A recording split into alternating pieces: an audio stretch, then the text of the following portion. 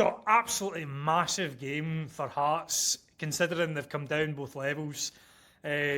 Just kind of sum up how big this is for Wouter Franken, his squad, and all the Jambos heading over to Austria today. It's massive, mate. It's absolutely massive. As you said, they've dropped out of the top 2 European competitions. This is now literally a last chance saloon for them. I feel sorry for Wouter Franken. You know, he's parachuted in when Derek McInnes left with very little notice after last season, and he had less than a month to prepare not only the squad for the way he wanted to play, but a squad that had lost its captain and striker, its main midfielder, its main central defender to injury, and its long-serving goalkeeper, Craig Gordon. All 4 players who had worn the captain's armband at stages last season.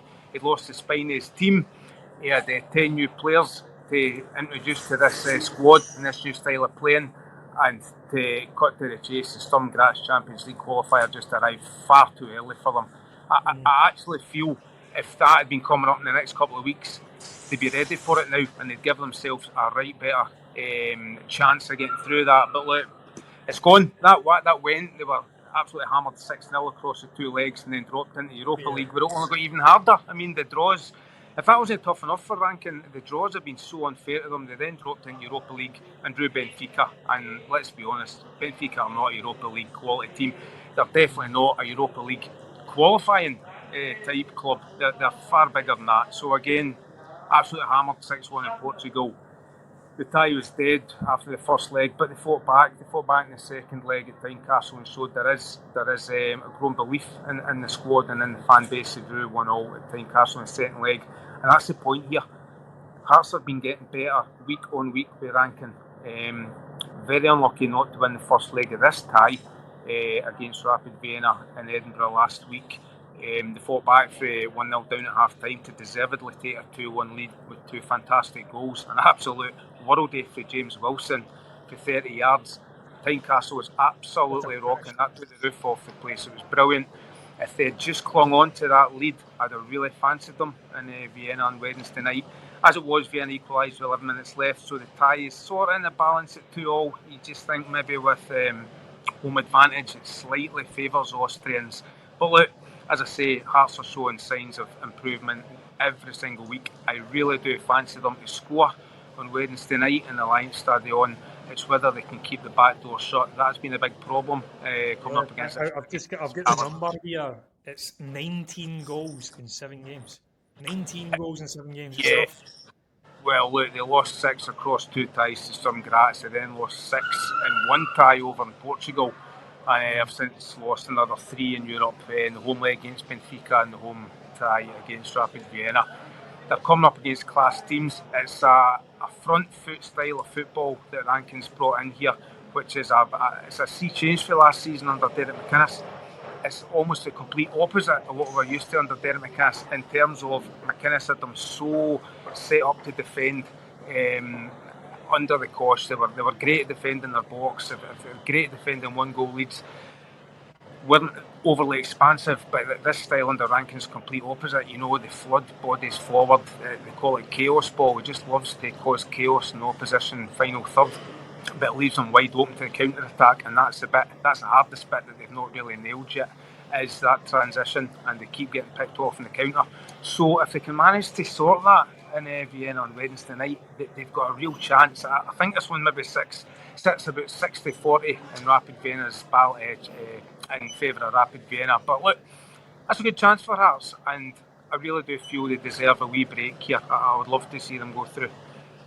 Who are the key men tonight? I mean, Fraser Wilson? James Wilson's strike was absolutely stunning. Great to see him back in Scottish football. Does he have the kind of potential to kind of fill that Shankland-shaped void, or what we're looking at here with Hearts? I'd love to think so. He's one of their own. He's a young Scottish player. He's had 2 Scotland caps now. 19-year-old still. He went down for that spell at Tottenham, which really took everyone by surprise in January, the wee loan spell. But rather than stay in Edinburgh and be part of that championship pushing team, but look, he was kind of out of the picture under Derek McInnes a bit, just getting 2 or 3 minutes here or there off the bench. So he said he wanted to go down, train with seasoned professionals at Tottenham, which he did. played a lot under 21 minutes, and he's come back a better player. And I tell you what, it's a funny wee story here actually. I mean, we've all seen that wonder goal against Rapid on Thursday night, but he opened his account when he came off the bench 4 days earlier in the cup tie against Inverness with a typical header for half a yard. And we spoke to him after that game against Inverness, and he joked, look, I never scored good goals here. It's almost as if he's teeing himself up for Thursday night, because 4 days later, boom, there we all saw it, 30 yards, absolutely lifted the roof off of Tynecastle. So I fully expect he'll start on the bench again on Thursday night, but the crucial thing here is he's producing an impact every time he comes off the bench. He's got legs, energy, and he's really got an eye for goal. That's him scored 10 top team goals now for Hearts, and he's only 19 years old. So, yeah, real hope there. And for the good of the Scottish game, not just Hearts, let's hope he continues to improve. Yeah, it's not an easy place to go, especially a European away day when everything is on the line like that. Do you think they can go and get the result tonight on Wednesday? Keep saying tonight. We keep making the same mistake, me and you, don't we? As I said, look, it's going to be tough. I think if they can get their noses in front, it gives them a chance, and I don't put that past them. The key is I can't see them keeping a clean sheet just this way. They're playing this expansive football. They haven't kept the back door shut. Once against Dundee United, but that's once in 7 games.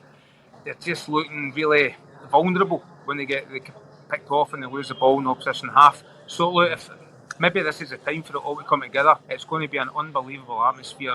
Jim Goodwin was actually talking about this tie that's coming up because he took Dundee United to Rapid Vienna last season and were unlucky to lose in penalty kicks. So he said the atmosphere is going to be fantastic. You wouldn't really expect anything else at this sort of occasion. It's all on the line now. It's do or die. We've got one shot at it, so if they can nail it at both ends of the park, they've got a right good chance. Yeah, of course, and let's just hope for the sake of the coefficient that Hearts can pull it off. Doesn't matter who you're supporting, maybe unless you're a Hibs fan. But and what other walk of life do we use the term coefficient? You know, European football, it comes round every August, and that's about it. Football has injected the word coefficient into the pubs, and I love it. It's a random, eloquent word for us. But looking at it, another trip. There might be folk in your flight jumping off just now. Looking at the other teams in Europe, obviously Motherwell go to Freiburg away. It's a tough one for them. 3-1 down with a red card in the first leg. Tough one for the Steelmen. They got off the fly, in the first leg last week. 1-0 up after 2 minutes. Was it Tawanda Masmanisi or Regan Charles Cook? What a start. And I mean, I was sitting watching the scores come through as I was sitting at Tynecastle for the Rapid Vienna game. I thought, here we go again, because Albert Johansson's made such a flying start to life at Motherwell. It's almost been seamless.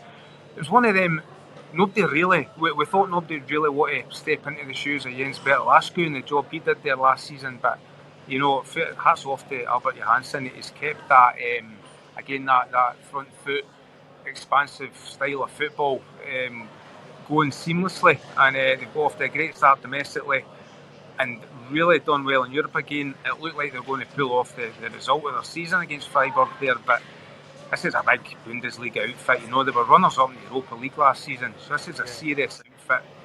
A 2-goal deficit going over to Germany, you've got to say it's just going to be too much a mountain to climb for Motherwell.